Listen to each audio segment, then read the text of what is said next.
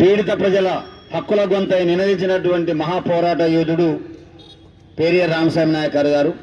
అదేవిధంగా ఈ దేశంలో అంటరానితనం, జోగిన వ్యవస్థ, బసున వ్యవస్థ, అదేవిధంగా స్త్రీలకు సమాన హక్కులు ఉండాలని నినదించినటువంటి మహా పోరాట యోధుడు పెరియార్ రామస్వామి నాయకర్ గారి యొక్క కార్యక్రమం నిర్వహిస్తున్నాం.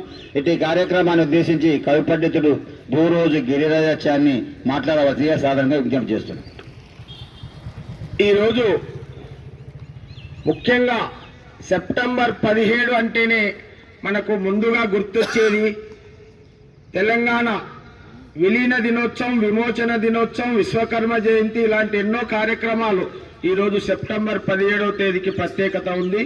అలాగే తమిళ ఆత్మగౌరవానికి ప్రతీక పెరియార్ రామస్వామి నాయకర్ గారి జయంతి కార్యక్రమాన్ని నిర్వహిస్తున్న ప్రియమిత్రులు రాజారాం ప్రకాష్ సార్ గారు, మా గురుతుల్యులు మిత్రులు నాయకంటి నరసింహశర్మ గారు, వనపర్తి జిల్లా ఎస్సీ ఎస్టీ మెంటరింగ్ సభ్యుడు గంధం నాగరాజు గారు, వనపర్తి జిల్లా boy school craft teacher minority నాయకుడు బాలమయ్య గారు, ఈ కార్యక్రమానికి విచ్చేసిన అందరికీ స్వాగతం పలుకుతూ, తమిళనాడు అంటేనే ముందుగా మనకు గుర్తు వచ్చేది పెరియార్ రామస్వామి నాయకర్ గారు. ఆ రోజుల్లో పెరియార్ రామస్వామి నాయకర్ గారు ఈవి రామస్వామి నాయకర్ అంటారు, ఈరోడ్ వెంకట రామస్వామి నాయకర్. తమిళనాడులో ఈరోడ్ అనేది చాలా ప్రధానమైనది. ఆయన అక్కడ జన్మించారు. ఆయన ఈరోడ్ పట్టణం పేరునే ఈవి వెంకట రామస్వామి నాయకర్ అనే పేరు ప్రసిద్ధిగా వచ్చింది. ఈవీఆర్ అంటారు, రామస్వామి అంటారు, పెరియార్ అంటారు. పెరియార్ అంటే తమిళనాడులో పెద్ద గౌరవనీయుడు అని అర్థం. అందుకే తమిళ్లో ఆయనను ఒక పెద్దగా గౌరవిస్తారు. ఆయన చేసినది ఏంటంటే ఆ రోజుల్లో తమిళ ఆత్మగౌరవాన్ని కొరకు ఆయన జీవితాన్నే త్యాగం చేసిన మహనీయుడు పెరియార్ రామస్వామి నాయకర్ గారు.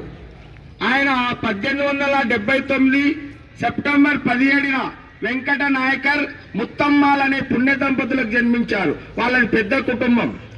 ఆ రోజుల్లో ఆయన సమాజంలో వాళ్ళది మొదట సాంప్రదాయ కుటుంబమే. కానీ తర్వాత ఆయన ఆ రోజు తమిళనాడులో కులాల అంటే అగ్రకులాల ఆధిపత్యాన్ని నిరసిస్తూ తను ఒక సామాజికవేత్తగా, హేతువాదిగా మారడం జరిగింది. దానికి అనేక కారణాలు ఉన్నాయి. హిందూ పురాణాలను, బ్రాహ్మణీయ వ్యవస్థను, అంటే అందరు కాదు ఛాందస బ్రాహ్మణీయ వ్యవస్థను నిరసించి కులమతాలు లేవు, మనుషులంతా ఒకటే అని చెప్పిన మహనీయుడు పెరియార్ రామస్వామి గారు. ఆ రోజుల్లో రామాయణంలో మన ద్రవిడులను రాక్షనరులుగా చిత్రీకరించడం వల్ల రామాయణాన్ని, రాముణ్ణి కూడా వ్యతిరేకించాడు. ఎవరు అంటే రామస్వామి గారు. ఆయన ముఖ్యంగా ఆ రోజుల్లో 1904లో కాశీ యాత్రకు వెళుతాడు. అక్కడ కాశీకి వెళ్ళిన తర్వాత ఆయనకు ఒక గొప్ప అంటే పెద్ద అవమానం జరుగుతుంది. అక్కడ దేవుని దగ్గరికి రాని ఆ రోజుల్లో అట్లా అంటే ఆ కులాల మతాల పరంగా ఆ రోజుల్లో అట్లా ఉండింది కనుక దాన్ని నిరసించాడు.